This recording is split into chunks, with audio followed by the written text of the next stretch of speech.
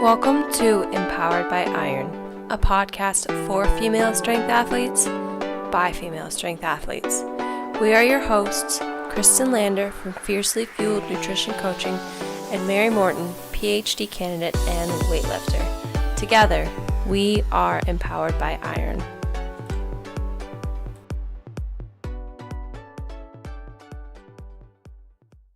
Hey everyone, welcome to Empowered by Iron. This week we have freaking Stacy Bama Burr, also known Bama Burr, on our podcast. She's a 3-time world record holder, second place at the US Open. She has her own gym. She has her own training company. She's just an all-around female badass. And we wanted to have her on because she basically embodies what Empowered by Iron is all about. So welcome, Stacy. Hey guys, nice to talk to you. Thank you guys for having me on. We're so excited. Okay, so why don't you start? Obviously, our listeners should know you, but if they don't, tell us a little bit about you. Where are you from? What do you have any hobbies besides lifting? Do you have any pets? Like, what's going on in your life? Well, I am Stacy Bama Burr, and like you guys said, I'm a 3-time all-time world record holder. So I hold the all-time world record in 148 sleeves and in 148 in wraps for the totals. So that's all the lifts put together, and then I hold the all-time squat record in sleeves as well. I placed second at the US Open. That's really when everybody kind of like actually heard my name at one point. Like as you said, you know, if you don't know her, no, a lot of people don't know me because I am just a glorified potato. I'm a strong potato. I mean, that's what I do. But, you know, hopefully get to talk to you guys and maybe I'll get out there a little more so people will know who I am. And, you know, my thing that I like to just promote for everybody is that you don't have to be some elitist kind of person to do these strong things or to be, you know, the top ranking lifter or whatever. You have to act like you're somebody better or somebody special because you're not. I mean, at the end of the day, I don't carry these records around my neck, you know, my degrees and my certifications. Nobody really cares. People care what kind of person you are and, you know, how you have been empowered by iron or how you have really just, I mean, been shaped as a person because of what you do. Because you can be the strongest person in the world, the smartest person in the room, whatever it is. But if you don't share that with anybody or you don't share your experiences, it really, you know, null and void in all honesty. But about me anyways, you know, talk about me is kind of boring, but let's see, I got my degree in exercise science from Coker College. I was a collegiate athlete. I played softball. I always been just, you know, I've lifted, I've always worked out. That's always been a hobby. That and eating has been like, you know, my life since I came up with. But and then so I just found a combination where I could do the both at the same time, and I decided to become like one of the best powerlifters in the world. So you know, that's me. I have 2 little brown dogs. I love them. As far as hobbies go, I lift, I eat, I sleep, and I hunt a little bit. You know, I'm just your normal country South Carolina girl, but with a little bit more intelligence, maybe. I don't know. But I just, you know, I'm a cool person. I'm very calm, very collected. Most people are intimidated by me. You know, they think I'm big and scary and tattooed, but I'm probably one of the nicest people you ever meet. I love talking to people, love having conversations, and just connecting with people out there, you know, because they could have the same experiences as you or different ones that really just show you, open up your eyes to stuff. What I do full time is I coach. I'm a powerlifting coach, and I'm also I do bodybuilding contest prep. I'm just very well versed in the fitness realm. I do a lot of things, really good nutrition, and I have a team full of members, more than 20, that some of them power lift, some of them bodybuild, some of them do CrossFit, some of them just want to shape up and lose weight or, you know, tone up and whatnot. It's all different walks of life, different people, but my goal is really to just help other people and help you get where you want to be. So that's what I do full time, and it's probably the best job in the world. So here I am. Yes, speaking of you being scary, actually, so I followed you for a very long time, and I went and volunteered at a meet. You don't say. Yeah. Yeah, believe it or not. And I went to this meet up in Greenville. Oh, no, it was in North Carolina. And I saw you and your girlfriend, and I was just like, Shit. And I didn't go talk to you. Like, I was like, I'm gonna go approach her and I'm gonna get on the podcast and it's gonna be great. And then I like chicken shitted out and I just like couldn't. She's like, you look so scary in person, but you're not. You're a very nice person. I'm 5'3" and I weigh about 150 pounds on a good day. Big ball of soft butter, not scary at all. Like, I'm just a big blob of happiness and I mean, just, that's me. Now, Jill, on the other hand, she's kind of evil. So you would have been, approach. You probably go for her first because she's very, she's like, the pretty girl. Oh my God, how are you, girl? I love your hair. She's like, what? What'd you say to me? Like, and then you never even make it to me. You have to make it past her first, and then you're like, oh, I'm like the boss, but I'm actually not at the same time. So that's funny. Well, I first found out about you because very long time ago, I think you did some USPAL meets. USAPL? Yeah. USAPL. Did I say that wrong? Anyway. No, that was right. Okay. Letters. It's been a long day. Anyway, so you did some USAPL meets, and I, as an Olympic weightlifter, was like, oh, I think I want to do some powerlifting. Like, I just like anything that has to do with lifting heavy shit. So I was like, I think I'm going to do some powerlifting meets. And Mary had competed in USAPL. So I was like, oh, I'm going to check the state records. Like, I'm kind of like about breaking records. And so I looked, and us living in the same state, I was like, who the hell is this Stacy Burr girl? She holds all of the records in USAPL I think we were in the same weight class. And so I was like, but they were set a long time ago. Right? Like, I think you did this meet. I don't know how many USAPL meets you did, but it was a long time ago. It was like 308 was your squat record. And I was like, I got this. I'm going for this. And then it ended up just life. It ended up not happening. But, but yeah, then I looked up. So then I was like, but what happened to this girl? Like, she saw all these records and now, like, she's not competing. And then I found you on Instagram and was like, oh, she's squatting like 500 pounds now. So you're just in a different federation. And then we actually were at USAPL Raw Nationals last year in Atlanta. And I think I saw you walking around and I was like, is that, oh my, I thought I was going to beat her record. Like, take a step back. You know what? I'm gonna eat up a weight class. I'm gonna do something else. But go ahead. I tell you, I'll coach you for it. We'll break it together. Like, we'll break my record together because that's what happened. Life happened. You didn't get it, but it's all good. We gonna get it next time. So you just hit me up and you let me know. But yeah, I mean, I competed when I first started powerlifting. I didn't know what I was doing. I'm not saying I know what I'm doing now, but I know at least a little bit more. But I had no idea what I was doing. I federation hopped. I think my first meet was a IPA meet or IPB, something along those lines. No idea what that is. Yeah, I mean, I don't really either. It was Donnie Thompson's at his compound gym in Columbia, South Carolina, and I went to it because I was like, hey, this is close. I didn't hear federation. I didn't know anything to even think about it, And so I competed there and fell in love. I mean, in my Walmart belt, in my no knee sleeves. Like, people do it now, like the no knee sleeves things because they're trying to act hard. Like, oh yeah, I did this naked knee. No, I didn't have sleeves because I didn't know what they were. So, and I squatted out of a monolift, and I'd never used a monolift ever, period, dot. So this contraption, I was like, I had no idea what I was doing. So I competed there, and then I think I competed a USAPL meet because it was in the relative area or whatnot, because most South Carolina meets are USAPL. So I competed there. And then I think I did another one after that, which is a different federation. And I didn't think anything about it. I paid all these different meet fees and then the registration fees for the federation. I was just like, oh, this is normal. Spend $500 on all this bull crap. But I was stupid, so whatever. But I competed, and I just competed for experience. I didn't care what federation, because I mean, if it was drug tested or not, I was going to pass the test if I got tested. So I mean, I didn't care because that's what it was. But so yeah, I competed all kind of meets and stuff, and now I exclusively switched over to USPA. You're gonna get me confused with my letters now, but USPA. Just because USAPL, I competed there a lot, and Josh Rohr is an awesome meet director. He's the meet director for, I think, the majority of the meets that I competed at USAPL, because I did a few of them. But he was also meet director. All his meets were really, enjoyable, music, all kinds of good stuff.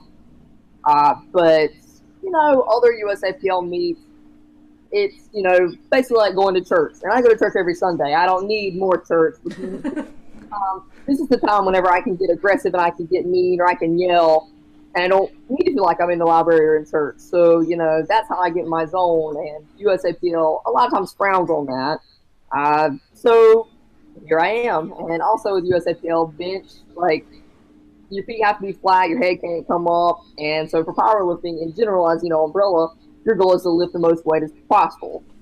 I lift the most weight whenever my feet are up and I'm tucked into a hard arch, and sometimes my head comes up. So if the goal is to lift as much weight as possible, I'm going to the federation where I can be on my toes, and I got a pretty big bench. Did you try to beat that record?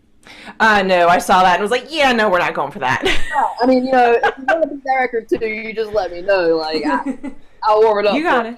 But so, anyways, my bench is my baby too. So I transitioned to USPA and stayed here ever since. Because now I realize that I'm poor too, and I'm not federation hopping. So I'm staying, I'm doing it. Well, I'm with them too, the USPA, because I'm trying to get my ref cert and different things like that, so I can really just support one federation and promote it. That's fantastic. So I actually love that you talked about how in the beginning you were like federation hopping and you didn't really know what you were doing, because that's one of the things that we've really encouraged with our listeners is to inkling that you might want to compete, like just go out and do it. You don't have to know what you're doing, just give it a try and you might really amaze yourself. And so I love that you did that, because you are an all-time world record holder, and that's how you started out, and I love that. Oh yeah, I mean that's with anything. That's with life, with anything. Like, the reason why I got into powerlifting, I've always worked out. I've always been an athlete, but I used to go in the gym and just work like hypertrophy stuff, And one day I was in the gym bro benching, mind you, not pause, not nothing, bro benching like 185. And a bunch of guys walked over, hey, you're strong for a girl. And I was just like, okay, I'm strong. Yeah, it's not for a girl, for period. Like, but why are you speaking to me? Like, pulls out headphones, why are you speaking to me? Like, they're like, you should powerlift. And I was like, wait, what is that? I had no idea, because the sport isn't like football, baseball, powerlifting. What is that, And I'm a young girl. I had no idea. So I asked him and he explained it to me. And I was like, okay. Really internally, I was like, I'm going to put that in my file of consideration and never look at it again. But then it finally came back up and I decided that I'd give it a try. But because why not? Why not? Right. When I quit, when I graduated college and I didn't have softball to play anymore, I've always had a sport or something, like a reason to be competitive, And that's something that I don't think people really understand, is like, when you've always been competitive, you want to find a reason to continue to be competitive. So I was like, well, let's see what I can do, because I always like pushing myself to do better at different things. So I was like, hey, maybe I'm interested in it. Maybe I'll be good at it. But you never really know if you're good at something if you don't ever try it. So even if you don't know what you're doing, if you have no idea, you've never had a coach, you don't know the commands, you don't know anything, wing it. You'll figure it out. Like, fake it till you make it, right? right. That's how it is. But what's the worst possible thing that could happen? You bomb out? Oh well, maybe I'll learn the rules next time.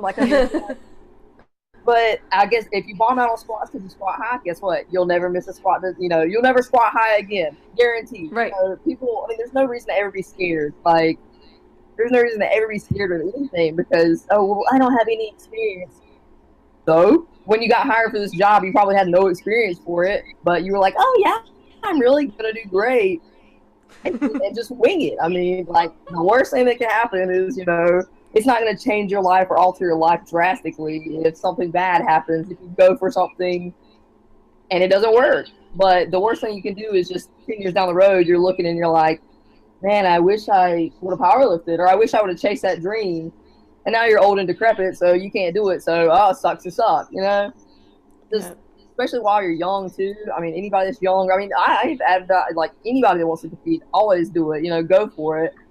But if you're young and you have these goals, these dreams, if it's to own your own business, if it's to, ride a bicycle across the world, whatever it is, if you got these dreams to do it, go for it. Like, chase it. Why not? What's stopping you? What's ever holding you back? So just people are too scared now to really chase dreams, no matter what they are. But I chased mine. I didn't know that was my dream. I didn't know I was going to be an all-time world record holder. I didn't know I was going to be in this position I am now to coach people, for people to look up to me and be like, "Oh my God, that's Stacy Burr." Yeah, that's Stacy Burr. Like, that's the scary human that walks around powerlifting meets. But you're not scary. Yeah, that's me. Like, I never knew that was going to be me. I just went on a whim, ordered a wrestling singlet for like $20, Walmart belt, showed up, and I was like, what do I do? You know, like, I had no idea, but I chased it. And Donnie Thompson, when I got done competing, I'd never squatted out of my lift. I squatted 255, and I was just like, okay. Like, was it good? Like, you know, I didn't really know what depth was. You know, is it good? They're like, yeah. I was okay. I think I never paused the bench before in my life, so I was winging that. I didn't have anybody to lift me off. It was self-lift off. Oh, God. Wow. And I hit 190, and they were like, oh, she's all right. Like, Stacy. Okay. And then my deadlift was a round back yank kind of bull crap, and I think I pulled like 365 or something. But I got done, and Donnie Thompson looked at me, and he was like, you know, you should think about doing this. And I was like, okay. Like, okay, am I kind of good? And he's like, mm-hmm. You're all right. And I was like, okay. So, I mean, and my goal there, like, and this is my goal too, and see people now with powerlifting and stuff, I don't know if you guys know a whole ton about it, but it's probably like this in Olympic weightlifting too. Just, people get so wrapped up with, like, individual things. Like, my goal at this meet was I wanted to be the strongest woman there. I didn't care about weight class. I didn't care about any wraps, raw. I wanted to lift the most weight of any female at that place. And guess what? I remember her name. Her name was Tara Hutzel. She was a 181 lifter, and she out-totaled me by, I think, 10 pounds. And I was a 148. I was a little baby girl. First time I ever did this, but, like, she out-totaled me by 10 pounds, and, like, total. And ever since then, I was like, you know what? I'm gonna out-total every single female at every meet I compete at. Obviously, that didn't happen, but, like, that's my goal. You know, you shoot for the stars and then see where you end up. But people now are just so worried about, well, I won my weight class in the 18 to 19-year-old division, and I got a trophy. Like, no, don't worry about the trophy and who you're competing with. Just worry about competing with yourself, really. Mm-hmm. Get better, but have these big goals. Like, don't set yourself in a little box that's this big. Look at the big picture and just get better every day. And guess what? Maybe one day you'll be one of the best in the world. But if you're satisfied being like, oh, well, I won the 18, 19-year-old division for 115 pounds with green shirts on, like, okay, like, congratulations, but just ramblings, just thoughts, member thoughts. Yeah. Well, no, it's so true. I mean, no matter what sport, I think, especially strength sports, you see a lot of people with their first meet, they won't sign up, or they won't do it. They're like, oh, well, I'll sign up once I get X total, or I'll do this once I get X when total. I'm strong enough. When I'm strong. Whatever strong enough is. I don't know that there was ever a rule book. Have you found a rule book that says, oh, okay, X is strong enough, now I can do things? It does. I mean, it doesn't exist. My company, one of the companies I'm sponsored by, Live Large. He actually just put out a shirt, and the coin phrase is "never strong enough," and that's actually one of the best phrases I've ever heard in a long time. Well, one of the best phrases I've heard in a long time, because that's how it is. You're never going to be strong enough. Like, period. Dot. But people use it in the sense of, like, being scared that you're never strong enough. Like, oh, I'll do my first meet when I get strong enough. You're never going to be there. Like, you're never going to be ready. It's never going to just one day click and be like, everything's ready, the planets are aligned, I'm ready to power lift. You just need to sit there, and you need to commit to something. When you commit to something, it's real. You commit to it, sign up, it's real. That's when you'll be ready, because that's when you're doing it. You know? Right. And people don't need to be worried about, like, winning. Well, I mean, you did want to like beat everyone in your first meet, but, like, that doesn't have to be people's goal, is, getting, like, I'm not going to compete until I know I can get first place. Yeah. Well, what if you're doing a little local meet and here Stacy Bama Burr shows up? You're not beating her. Okay. So just try to beat yourself. And I think the best way to do that is by competing. Yeah, oh, absolutely. I mean, competing, like, you don't have to, it's not about a participation trophy. It's not about winning. It's not about anything like that. It's about the experience, and it's about, everything's chalked up to experience at the end of the day. Like, I had one of my clients that I've been with her for like 4 years, and when she first started out, she was overweight. She was just, I want to lose weight. And I was like, okay, we're going to work on diet, and we're going to do, basically some metabolic conditioning stuff, just some little workouts you're going to tone up because, most females don't want to get big and bulky and manly. If they lift more than 3-pound dumbbells, you look like me, basically. I woke up one morning and I was like, oh, those 27-pound dumbbells, they really did the trick. Like, I don't know. But so anyway, we were working together and, her goals changed a little bit. And she eventually told me, she's like, you know what, I kind of like lifting heavy or like, heavier. And I was like, okay. We worked together for a little longer. And I really developed like a good friendship, client, relationship with her. And I was like, you know what? I looked at her one day and we were eating, as always. But I was like, you should compete. You should compete in powerlifting. She's like, what? I'm not a powerlifter. No, you're not. You're not a powerlifter. That's fine. You've never competed, but I want you to do it. And she's like, looked at me like I had 4 eyes. And I mean, I'm kind of crazy looking as it is, and I'm very animated. So, I mean, I get this look a lot, but she was just scratching her head at me. And I was like, so I interjected. I was like, just the feeling you get when you compete on a platform, whether it's Olympic weightlifting, whether it's CrossFit, whether it's powerlifting, you have people in that room that are screaming your name that have never met you before. You have people on Facebook that follow you now. They're your friends that secretly they're like, man, talk this, that, and the third about you. Fine. But there are people in this room that have never seen you before, don't know who you are, don't know where you came from, your family, nothing about you. They're screaming for you to get that lift up because guess what? At the U.S. Open, there were probably 10 females that were vying head-to-head, like, grinding each other, like barely beating each other. But guess what? There was not one time, no matter any female that ever said anything negative about me, talked trash about me through catty comments on Instagram. Guess what? Every single female at the U.S. Open, I didn't hope for any of them to miss a lift. Okay, I'm not going to be like, yeah, but I'm also not going to be like, oh my God, Sarah, I can't believe you missed that. No, I'm in my own realm, but you never want to see anybody miss anything. If you weigh 130 pounds and you stand up with 400 something pounds on your back, I'm gonna give you dap. I'm gonna give you props because that's impressive. And it's everybody's cheering for you. Everybody wants you to win. Like that's always how it is, and it's just so like just refreshing to be in that kind of situation. And so for 9 times at a powerlifting meet, you do 3 lifts, 3 squats, 3 benches, 3 deadlifts. There are 9 times during this day that you're gonna get the feeling of like hitting a grand slam and walking off the field 9 times. That's something that doesn't happen. You get 9 chances to hit a grand slam and win the game, and it's just awesome. And so I finally convinced her, and she still thought I was insane until she did it. She did it, and she was like, Stacy, I still think you're full of crap. And I was like, you're right. I mean, I am, but just trust me. And she did it, and she fell in love. And she's like, Stacy, you were right.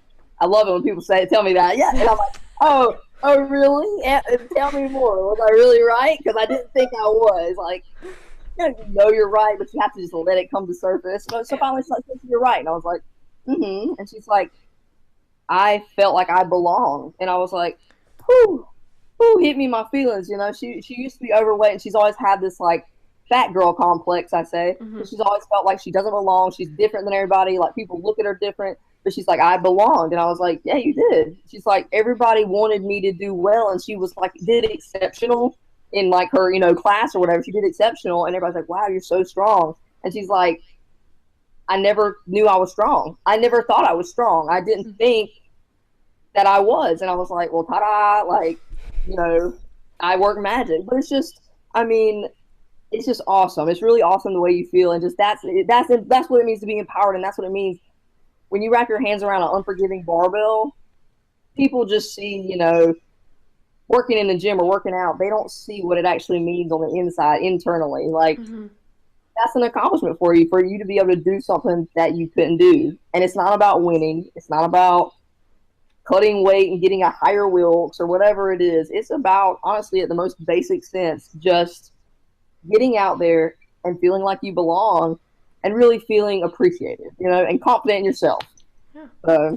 Well, and that, I feel like that's life, especially with women who lift, like us, Kristen and I and you, there's a certain amount of confidence and self-awareness that comes with lifting that we translate to our daily life. So kind of speaking to that, like you weren't always a powerlifting coach. You're my age, so you're youngish. We're getting old. I We're mean, getting older. Stop. I turned 26 in like, a couple days. So I know. Well, happy birthday. thank you. I have two Um, clients competing on my birthday that they're competing, and I told them they just better bring home some hardware. That's all I told them. You better bring home some hardware. It's Jill and one of my boys, Stevie. I've been with him for a long time too, so I'm like, y'all know I like you because I'm spending my birthday dealing with y'all being hungry and catty to me. So just know I love you. But yeah, I mean, I wasn't always a powerlifting coach. no. Did I interrupt you? No, I was just going to say you started from humble beginnings, and I think our audience wants to know that you're a normal human, and you started from normal human circumstances, and you're building what is becoming an empire. I mean, it's That's phenomenal. right. I don't try to promote that I'm anybody special. Like I put on my Instagram stories, like here I am cutting the grass because that's what I do. Like I go cut my grandparents' grass. I cut my grass, like all 3 acres of it. I live out in the country. I mean, my dad is a welder. I come over and I weld with him. Like I do normal people things. I go to the grocery store. What? I know, right? You like, get groceries all by yourself? Well, see, I mean, it's hard to believe because you would think Jill does it, but I'm really good at grocery shopping. She just cooks everything. But I'm really good at shopping. So, I make sure I get all these vegan friendly and gluten free organic things, like, because I know there are those vegans out there that like, vegan food. Okay, I'm picking off. But anyways, so. Hilarious, Bama. Funny. I know, that's one of my best qualities. But. So anyways, I mean, yeah, I am a normal person. I put on my pants the same way as everybody else, and I always have, and I still will. I come from humble beginnings, but I'm still a humble present. I will be a humble future, and that's one thing that nobody can ever take away from me or say about me is that, oh, well, Stacy's fake. Like, nope, here I am. Like, I don't even have Wi-Fi in my house, so I have to go travel to get Wi-Fi because I'm that broke, that poor, and I live in that rural circumstances. So here we are. It's real life. But, I started out, when I graduated from college, I had my degree and everything. I had certifications galore. I presented national research, ACSM, like all the gold standard, like Stacy actually is the ambassador of what you should look like whenever, you graduate an exercise science degree. Internships with CrossFit instructors, just very well versed.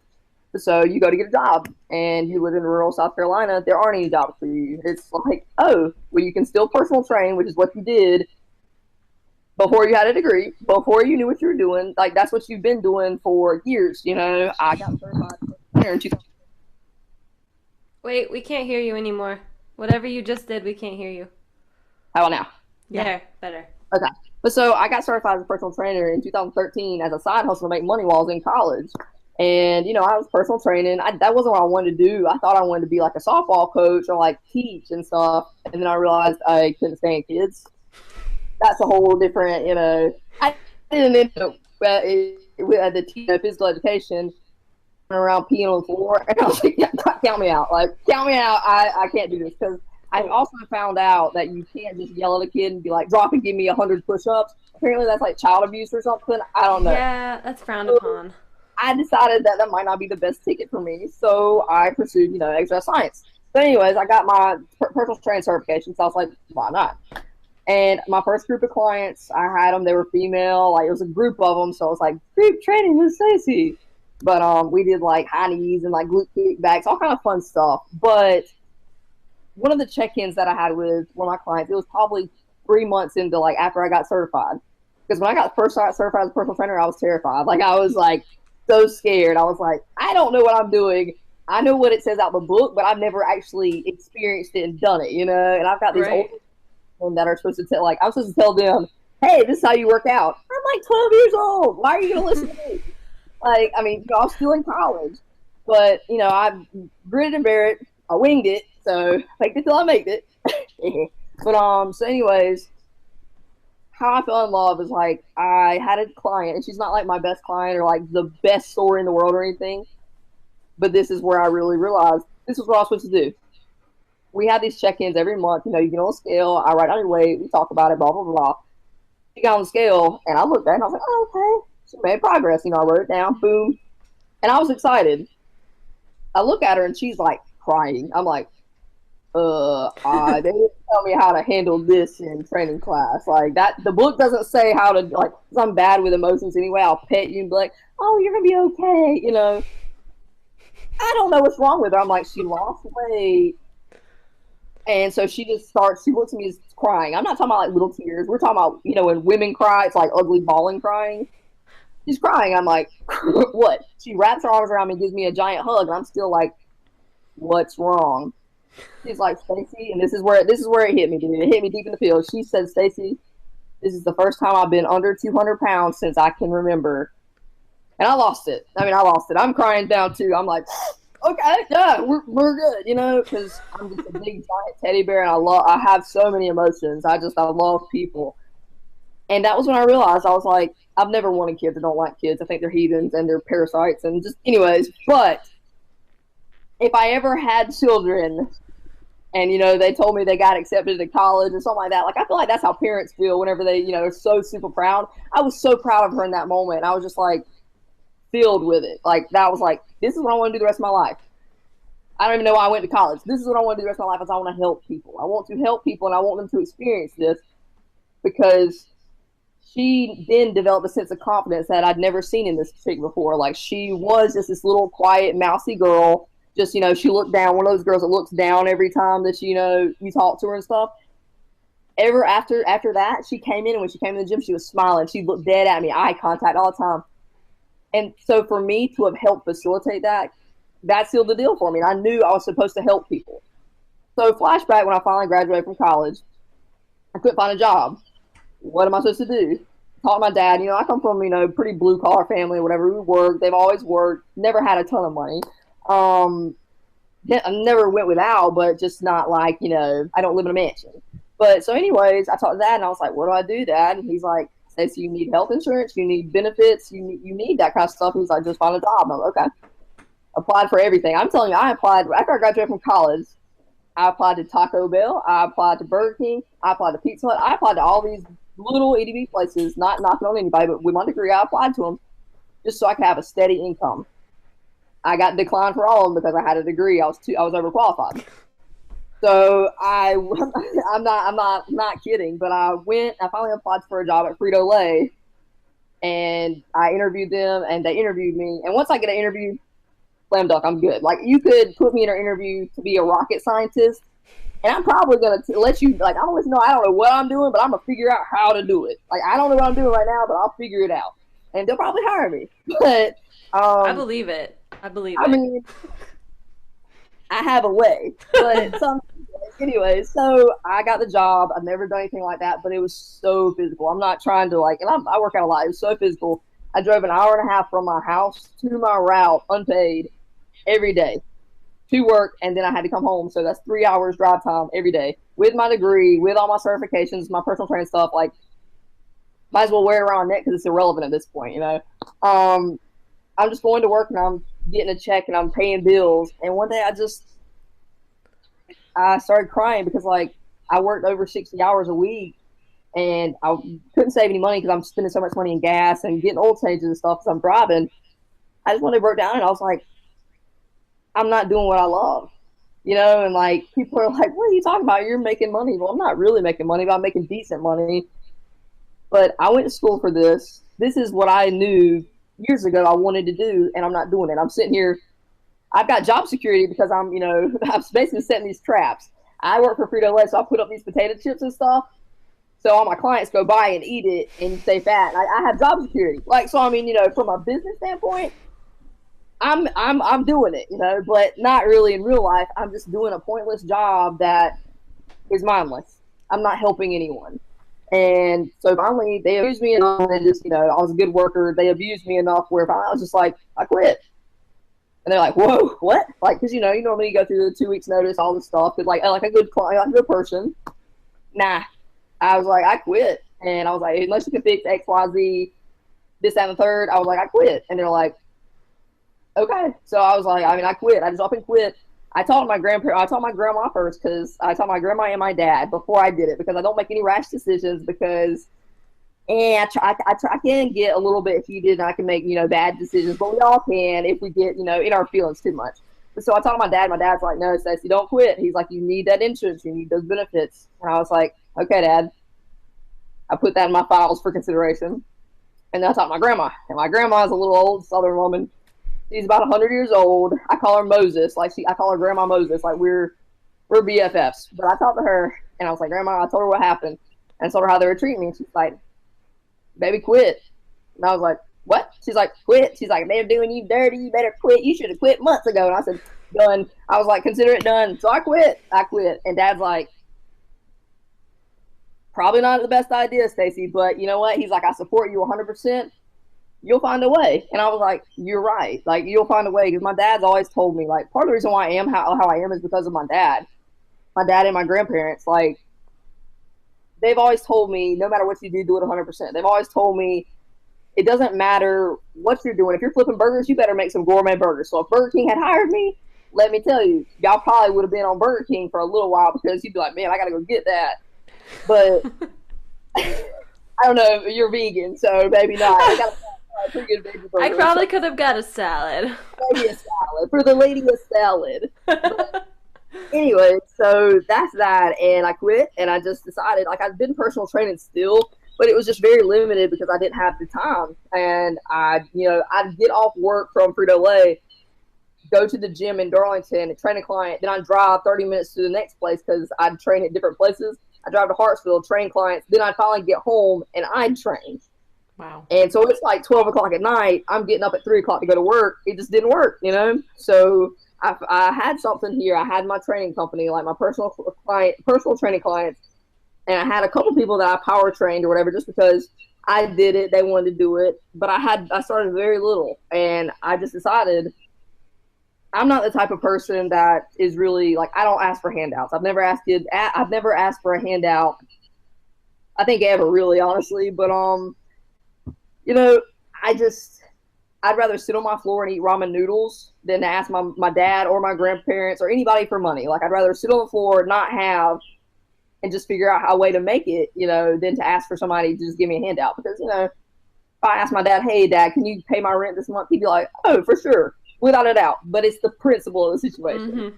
So I sat here and I was like, you know what, Stacy, you gotta make it. Like, you gotta figure out what you gotta do. I decided I had to put my foot down. I had to figure out how I can make it. And so I went back to what I was good at. I started personal training. I started, promoting a little more. I got more clients, and the clients that I got, I kept and I took care of, because a lot of times people, trainers especially, they'll get 100 clients and you treat all of them like pennies. With me, all my clients have value. I'd rather take on less clients, make less money, but make a more drastic impact with them and help them.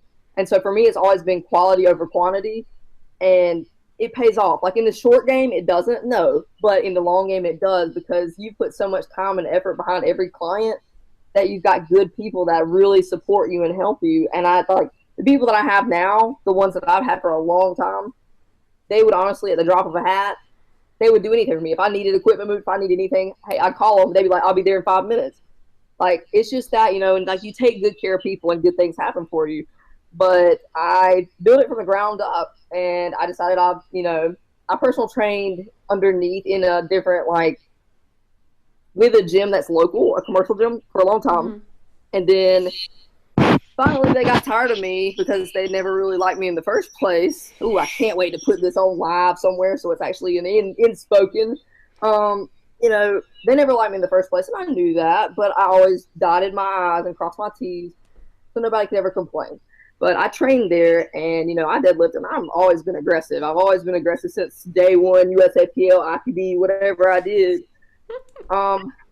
You've got to be kind of insane to do some of the stuff we do. You put 300, 400 pounds on your back, you probably need to let out a little war cry or something. Mm-hmm. But, so I made noise, and, like, hey, I deadlift and I pee. Sorry, not sorry, I pee in my own gym too. But, I mean, it just happens. So they got upset with me, and, like, well, people are complaining about you and this, that, and the third, and it made me feel really uncomfortable, because the gym for me has always been my safe haven. It's always been where I go whenever, hey, like, if you got a bad day, go to the gym. If you got a really good day, go to the gym. somebody in your family died, go to the gym. It's always been there for me. It's never left. Like, the iron is still the iron. The weight has always been the weight. And so if I'm having a bad day, it's always going to be there to help me. But guess what? If I'm slacking off, I'm dicking off, that weight's going to treat me the same way it treated me yesterday. And it's going to knock me down, It's always consistent with you no matter what. And so I started feeling uncomfortable at that commercial gym, and I didn't have anything to do, And if you feel uncomfortable while you're training and you're always like, no, then you're not going to do well. You're not going to be focused on training. So I took a piece of my property that I have, I gutted it. I took all the stuff that was out of it and I cleaned it out, basically a warehouse, and turned it into a warehouse space. And I got on Craigslist. I got on Facebook, for sale, wanted, free. I went and I searched everything and found me as much gym equipment, quality gym equipment, as I could. Found gyms that were closing and would drive 5 hours to go pick up equipment, load it. Then I'd still have to train. Like, I'm still doing all kind of stuff. I'm still training. I'm still doing everything. And I started doing it and I really committed to it. I dropped probably, way more money than what I wanted to, but I had to, I had spent so much money on it and time and effort. And eventually I built what I have now. And it started off, I actually looked at it the other day because I was, in nostalgia. I started doing everything January the 11th. January the 11th is when I started training out of my own facility. I just left the gym that I was in because they didn't support me and they didn't make me feel happy there. And so I built something for myself where I could actually be myself. But January 11th is when I started training out of my own facility, and that was right before the open. That's one of the reasons why I had the best possible meet prep for the open, is because I was able to do what I needed to do and be myself 100%. But so I built all that, and I built it for myself and for my clients, because nothing that I have is actually just mine. On paper, yes, sure, it's mine, but it's for everybody. Because if you need a place to be safe, like some of my clients now, like one of my guys that's in prep, he doesn't want to be bothered. He don't want to go to the gym and have a conversation with 20 old guys. He's like, Stacy, can I come by your place and train? And just, absolutely, absolutely. Come here. You're home here. That's what I say. It's, my gym's name is Bad Dog Barbell. And so, this is the dog house. You're home here. This, it's just kind of, this is for the rebels that are like me, the little people that get excommunicated because you don't quite fit in. You're home here. So that's that. And that's my answer to that question, which I don't even remember what it was. But I don't know, but I really like the answer. But that's awesome. I think that happens. I think, we're like, South Carolina is different from the rest of the world. And so I think we feel each other's pain with that, because we had a similar circumstance where we were in a gym, people were complaining about us, and it just made us really, really uncomfortable. Yeah, and it's not like they kicked us out. We were like, you drop weight and look around and you're like, shit. Or if someone was on a PR attempt and they howled like we howl, we'd look around like, oh shit, are we gonna get in trouble? Oh man, I reposted a video the other day on my Instagram. It was of me when I was still in commercial gym land, and I was reverse banded, and it was the most I'd ever pulled. It was $495. I got it up, and it was a grinder. I'm talking about grind my balls, and I drop down, just yell. And you look around. Excuse me, is that necessary? Yes, it actually is necessary. Can you please come here and do this can you move this? Because if you can move this weight, then you can tell me it's not necessary. But anyways, irrelevant. Back to reality. But that was so you did that, right? And your headphones fell, because I saw that one, over your eyes. So you're looking around half dazed, what? Excuse me? With my laser beams on, I'm just these are my hater blockers. I can't. Call me John Cena, because okay. But it's not like I got kicked out. They never said, Stacy, here's your formal kicking out letter. I worked at this place. I worked here. I personal trained at their place. So I had to be on good behavior. So I was like, crap. But then finally I was like, I'm not personal training here. You guys don't want me. You don't want what I do. I'm a world champion powerlifter. I can make you money. You can promote Stacy Burr's here. But you instead you want to be oh well, you pee on the floor and you're nasty and you're gay and you're ugly. So get out. You know what? I'm gonna remove myself. Yep. Because, I mean, I understand. I mean, and like, but see, here's the thing. And this is why I understand, because like you said, South Carolina is different from anywhere else. Mhm. South Carolina is different from a lot of places because it is so frowned upon. As a business owner, I understand why they didn't like me. Yep. Yeah. I really do. I'm not the same. I'm different. I'm not the same as these women that come in here and want to lift pink dumbbells or want to get on the elliptical. That's why I intimidate you. So you're actually, I mean, like, as a business owner, you don't want your main mass to be upset. So Yeah. I get it, but it's not fair. So guess what? I made a place where it's fair. I made a place where it's my own. And so, hey, I don't knock you for, telling me I can't do this, I can't do that. It's not right, but I'm just going to show you up and I'm going to do better. So, Yeah, you're gonna Taylor Swift them. ooh, anyway, so yep. I literally don't even know what that means. Oh my I'm God. so old. I'll have to show you that song. She hasn't heard it yet. We'll get it. I'll get her picked up to speed. Before Oh, look what you made me do. Yeah, the Oh, song. okay. I got. Well, we talked about it the other day. A music video. I'm gonna make you a music video, and like when their phone you get service, I'm just gonna send it to you, and then you'll have a music video that's completely, you just add it into the podcast. Like you're gonna be singing it and dancing, like you doing it. Oh yeah.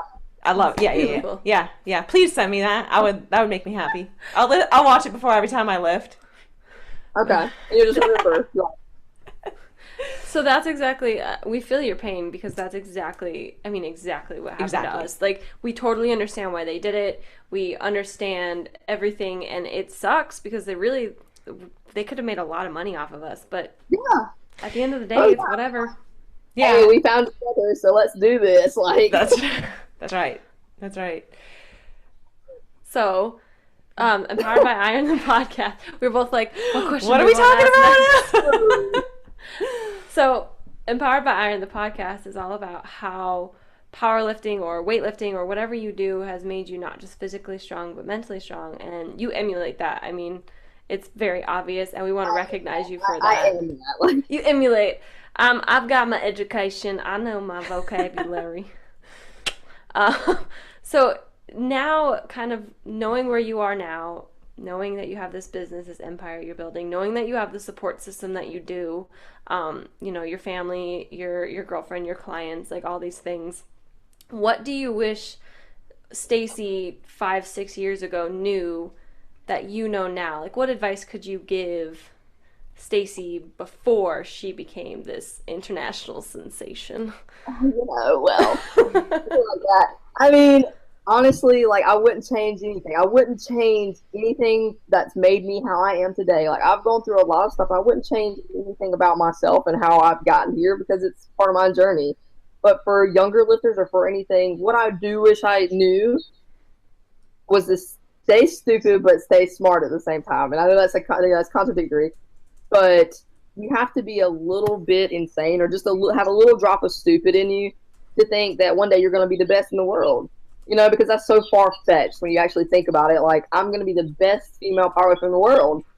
And a lot of times people, they hear that automatically and they're like, nah, like, that's just a pipe dream kind of thing. That's stupid. But you have to actually believe that. You have to actually be stupid enough to think you can do it. Mm-hmm. And you probably will. But also being smart enough to know that it's a long-term thing. It's a long-term thing because people, especially you're young, you're balls to the walls, you're ready to go, and you're ready to go hard and heavy right now, every day of the week. You have to build it. You have to build it, and you can't always test it. So you have to stay safe in how you're lifting, and just remember that it's a long-term thing.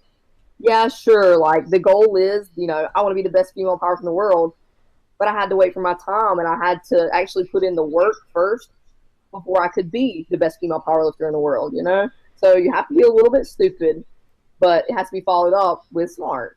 So it's a nice mixture right there. That's really what it takes. I mean, I didn't even talk about this before, but I had a fractured L5 vertebrae in January of last year. Not January of this year, but January last year. And I'll tell you how I got it, and you'll actually probably laugh or gasp or something. It wasn't lifting related. I went to a chiropractor because I had some rotator cuff damage and whatnot. I went to a chiropractor, and they were like, oh, well, yeah, sure, we might be able to fix this, and it might help your rotator cuff because I want to have surgery because I'm hard-headed. Like, I've got damage, but I didn't want surgery. I'm like, I need to still lift. So somebody suggested I go to a chiropractor. And I went, and he was like, okay. And I'm like timid. I'm so scared of everything, like needles and like chiropractic, anything that's foreign, I don't like it. So I was like, I'm a child. I'm like a 2-year-old. Like, please don't hurt me. I've never done this before. And so, they get you back trained. They're like, oh, well, this is messed up like this, and your spine is actually curved like this. And like, I don't know how you're walking. Basically, you should die tomorrow. They say stuff like that to make you think like there's so much wrong with you, and you need to come into them like 12 times a week and give them all your money so they can fix you. Well, I have to interject for a second. I have to interject because you might not know this. I am a chiropractor, and those are horrible chiropractors. They should all be in fucking jail. But anyway, that's a topic for another day. They're super unethical. But so cool. Well, hey, maybe I'm terrified of chiropractors and stuff. But anyways, so the guy was like, I was like, I'm a child, be easy. He was easy on me the first time, was super easy, like very, very nice, whatever. Then I went that second time. He's like, hey, are you sore at all? And I was like, no, I'm not sore at all. Because like, he's like, you probably put your body through more stuff than like what I do. So he quote said to me, he's like, I'm going to get a little more aggressive. Is that okay?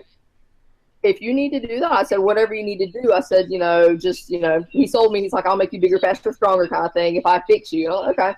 So he got a little more aggressive on me, and I felt fine like then. But then when I went home or whatever, I was driving home and I was like, man, I don't feel so hot. Like I told Jill, I was like, I don't feel so hot. I was like, because I was supposed to train, and I was like, I'm just gonna take off tonight and I'll train tomorrow. And I woke up the next morning with the most severe pain in my back I've ever had. Like I couldn't get out of bed. It turns out like somehow I don't know if it was a previous injury and he like aggravated or whatever. But one of the manipulations he did, he fractured my L5 of my vertebrae. And I know it sounds so far-fetched because like people are like your L5 is like super hard. It wasn't a pars fracture, it was a fracture. So he I don't know what he did. I couldn't tell you what he put me through, but I couldn't lift for 6-7 months. I had to work at Frito-Lay, right? So I'm on my knees, I'm bending, I'm stooping. I couldn't do anything about it. I went to Charleston and got like 3 or 4 like spinal things, injections and everything to try to fix it. Wasn't anything I could do. I mean, it was just the injections made it hurt worse. They didn't heal anything. Nothing happened.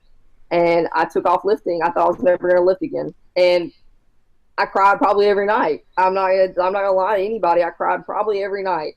And Jill was working out at that time. She was still powerlifting. So being a coach, watching her, lifting with her, but I couldn't physically do anything. I couldn't squat. I couldn't deadlift. Like I couldn't do anything, period. I could bench a little bit, but not really. And it sucked, but I sat there and I sat back and I did my recovery. I did everything I was supposed to do. And that was when I finally met my coach now, Sean Brownstein. And he helped me with a lot of stuff for my back and everything and got me where I needed to be. And within a couple months of working with him and stuff, I was finally able to squat again. Like I was finally able to squat again and actually train. But I had to be smart. Because I could have paralyzed myself. Like if I kept going balls to the wall, because like, no pain, no gain, because that's always how I've been, well, I couldn't do it anymore, And so I sat back and I really thought about it, and I did all the recovery. I did all the rehab. I did all the extra stuff that I had to do and resorted to some other things. I mean, and finally I got to where I could lift again, because it wasn't even about it. At that point, it was about his PRs. It was about finally being able to have a claw on my back again, without pain. To be able to wake up in the morning without pain and just walk around and exist. And so that's why when I competed with Sean in November at IPL Worlds, that was my first meet back since I fractured my back, or my back was fractured. And it meant so much to me. And that's one reason why I am the way I am now. I'm relentless. There's nothing in this world. If you want something, there is nothing in this world that can ever stop you. I mean, I had a broken back. In theory, I had a broken back. Couldn't lift, couldn't do anything, could barely move without pain, walk without pain. So here I am, I'm squatting 500 pounds, and people say, oh, well, you're insane. You're insane. Yeah, because my back always still kind of hurts. It's never going to get better. It's never going to actually be healed or, be perfect. But if I can get where I can survive and I can do what I love, so be it. If I try to squat 600 pounds and I collapse and die, guess what? I got killed doing what I love, so I'm okay with it. You find a dream, you take it. You let it kill you. You be smart about everything you do, because everything that you do has a domino effect. just remember all that, because the things that you do now carry over. Little things equal big things.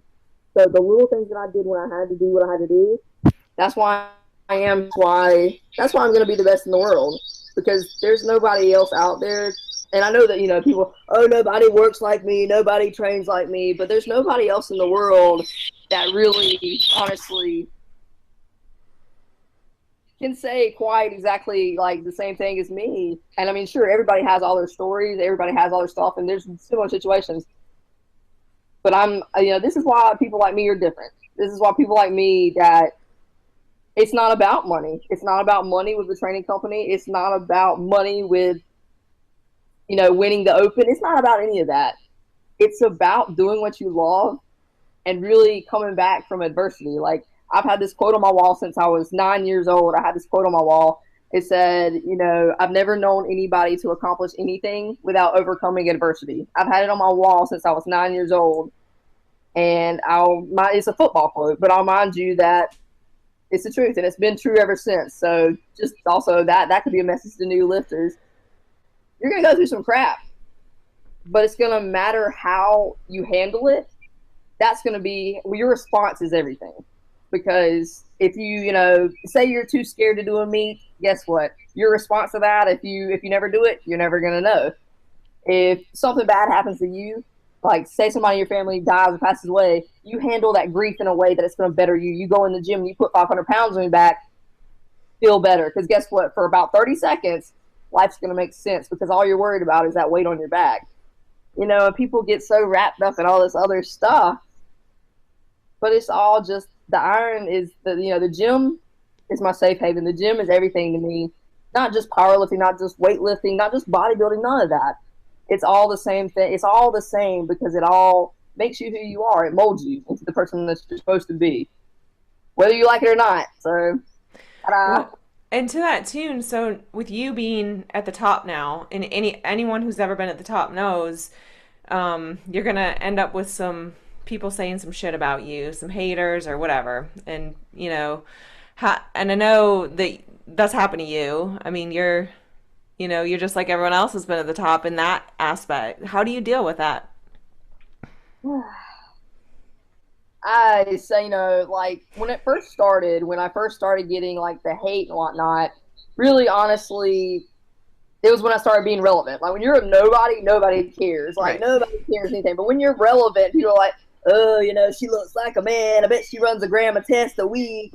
Like you're like, I must be doing something right if these people say these things about me, Preach. But I mean, like that's what I have to say about that. But I mean, in all honesty, it sucks. It sucks, and it's never gonna get better. It's the way. If I tell you you're ugly to your face, or if I tell you like a man, if I tell you whatever it is, it's gonna hurt. I mean, one way or another. Especially and if you're insecure, if you're not confident, guess what? It's going to eat you alive. You're going to sit in your room and you're going to cry. Like, when I first got relevant and whatnot, and I first started getting a lot of hate, I looked at these comments. Like, Deadlift Till I'm Dead, my girl over there, she posted me a decent amount because, I'm pretty aggressive when I deadlift. People kind of like see it. But I get all these comments, just negative stuff. Like, can y'all just, for a second, just realize, like, holy crap, that little girl is pulling a lot of weight. Congrats. Like, can I just get a pat on the back or something? Like, can we just not hate for a second? Can we just not ask how big my dick is? Like, can we not? Right. But anyway, so she'd post me a lot, and like I'd get a lot of comments, hate comments and stuff, and I'd read them. I'd go back to it, check out the comments, and be like, wow. Like I would go back. I'd be like a crazy girlfriend. The crazy girlfriends that look at, like they take your phone and they're gonna like look because they're looking for something. That's what I did. I'd look for something just so I could see it, and then I'd read it, and then I'd look at Jill, and I'd be like, man, like, have I always been like this? Like, has it always been a problem? Have I always been ugly? Like, what's wrong with me? Like, I'd sit there and I'd cry sometimes. I'd be like, what's wrong with me? And she's been the best thing that's probably ever happened in my life. Her and Sean are probably one of the best things that have ever happened in my life. Actually, they are, the best two people I've ever met. And she'd look at me and she'd be like, baby, you're beautiful. Like, you're beautiful, and I don't care what anybody says. Like, you're beautiful and you're strong. Just don't worry about it. And sure, that's a Band-Aid over it, whatnot. My little feelings still get hurt. But, it slowly over time, I really realized that I've got people around me support me. Like, I've got my dad and my grandma and Jill and my coach and everything else. And I've got my whole team behind me because they'll go in. If they see a comment about something else, they're like little cats. I'm like, meow, like, you better just watch out. Like, I don't even have to comment anymore. They'll go in on you and just try to let you know. Like, they'll tell you your whole life. Like, they'll make you question your whole life. So don't ever comment anything bad about me because it won't be me. It'll be, but it sucks, but you get better because you get more confident with yourself. You get more confident with yourself, and you know what you bring to the table. I mean, hey, I've had wrinkles since I was 18 years old. Hey, that sucks dick, doesn't it? But guess what? It is what it is, and I still deadlift 500 pounds. Like, I'm pretty big. I'm pretty stocky. Like, if you want to talk about how much test I run or this, that, and the third, you probably just need to up your test. I mean, so I don't really care what you have to say at the end of the day, because if you're not, sleeping in my bed, paying for my bills, or loading my plates and spot me, you probably don't have any kind of thing. I don't care what you have to say. I look in the mirror every day, and I've gotten more confident as time has gone on. I look in the mirror, and I like what I see. And more importantly, I like what I see right here inside. And I'm that person, because outwardly appearances, you can say whatever you want to about me. Like, oh, you got cellulite. Oh, you got this. Well, guess what? That's fine. But guess what? I can still change your life if you let me. I can make you just as strong if you let me. Like, I'm just a decent person. It's really hard to hate me. So these people that say all these bad things about me, I'm like, well, you just never met me, boy. Like, I mean, let me talk to you, and guess what? I'll get your test up, and I'll get your deadlift up too. But yeah. So, I mean, it sucks, but I have people around me that take really good care of me, and they make me forget about, all the bad stuff. Because anytime you anytime you work towards success and you finally are successful, you will have naysayers, and most of that's just jealousy. Most of it's just jealousy or insecurity with their self. Like, I don't even comment back or anything like that. Or if I do, it's catty. It's like, if somebody asks me how big my dick is, I'll be like, hey, Jill, let them know. And she'll just be like, oh, it's like totally 10 inches. Like, bro, like, I'm actually not even gay, like, basically. So, I mean, like, we just have fun with it. Because, I mean, that's all you can do at the end of the day. Like, you just have fun with it, and you just be confident with yourself. So, Yeah. Well, and ultimately, I think it's the same kind of thing where if you want to put yourself out there and you want to be a lifter, right? You put yourself out there and you compete or whatever. You have to be vulnerable to failing. And I think that the same is true if you're gonna work towards being the best in the world. You're going to be you can't do that and live in a bubble. People are going to figure out who you are if you're the best in the world, and then there's going to be assholes that have nothing better to do than to cut you down because you make them, like, your strength makes them feel insecure about themselves. And I think that ultimately that's just part of one of the things that one of the lessons we have to learn from the iron, right? Like, we have to figure out how to deal with this shit in life because it carries over to all aspects of our life. and that's very true. And I mean, honestly, I read some of these comments or stuff. Sometimes I don't read them anymore, but like I'll read them or see them or whatever. I come across them, and I'll just be like, that's gonna fuel my next session. I'll Right. show you, pretty boys, what I really got holding for you. So I mean, it's just keep, stay focused. Stay focused on the task at hand, because you are going to come across a lot of people that are jealous of what you have. And I try to live in a bubble. I really do, because I live in my house. My gym, you drive down to my gym. My gym's right here now. So these two are my main bubbles, and I go grocery shopping. But other than that, you still can't live in a bubble if you want to promote yourself and you want to have a business. So I mean, hey, if you've got something to say about me, give me a call. I'll give you my email address. We can talk about it. You can tell me all the things you feel and think, and I'll listen and I'll respond intelligently or not. It doesn't matter to me. So, is what it is. That's just one of those things. I love it. Well, thank you so much for coming on the podcast. I think everyone who's listening right now is probably blown away and super inspired like I am. Where can all of our listeners find you and find your Bama Brick Squad? You can follow me at Bama Burr, and my training company is at Bama Brick Squad Training. My girlfriend is beautiful, and you follow her too. She's Jillian_Lou. My training company is Bama Brick Squad Training and Nutrition, and I do all kinds of stuff as far as nutrition and training, powerlifting, all that jazz goes. And then you can find me in Darlington, South Carolina. And if I like you enough, I'll invite you to come train in my gym, and you can be at home. You can, just have some fun with me. So that's that. Awesome. That's fantastic. Well, thank you so much for being on. Is there anything else, Kristen? No, I don't have anything. Do you have anything to add, Bama? I feel sure I do, but what kind of words of wisdom do you want? I mean, what? Give me something to say. What you want to say? Let's talk about taking risks in life. Give us a couple sentences of wisdom.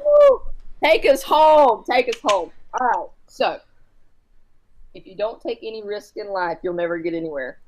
If there's no risk, there is no reward. So guess what? Sometimes you have to completely dive off the deep end, knowing you have no idea how to swim, and just hope to God you figure it out. Because guess what? I mean, at the end of the day, you can walk around and do whatever. You can swim around the shallow end, but you'll never know if you actually can make it in the deep end. And that's what I've done with powerlifting. That's what I've done with my training company. That's what I've done in life, honestly, is just dive in head first, figure it out as you go along. So, I mean, the bigger the risk is, the bigger the reward is going to be. I mean, I quit my job. I quit my job completely, honestly, to focus on everything and to focus on winning the U.S. Open, which I lost. I was, number 2. I came in second, so I was the first loser, right?